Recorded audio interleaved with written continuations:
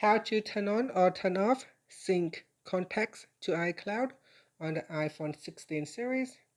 First, let's return back to the home screen by swiping up at the bottom of the screen.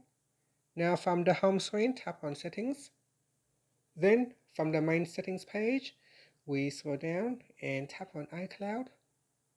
Next, in here, we go down and tap on the CO button.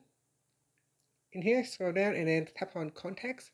Tap on the toggle button to turn on or switch it off. Here, when I turn it on, it says, do I want to merge?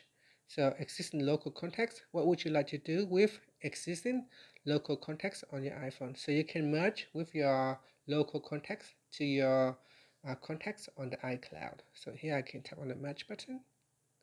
And that's it. That is how you can turn it on. Otherwise, we can switch it off. When you switch it off, it asks you what would you like to do with the previously synced iCloud contacts on your iPhone. Do you want to keep it on your iPhone or delete from my iPhone? So here you can choose to delete from my iPhone. And that's it. After that, you can swipe up to return back to the home screen. Thank you for watching this video. Please like and subscribe to my channel for more videos.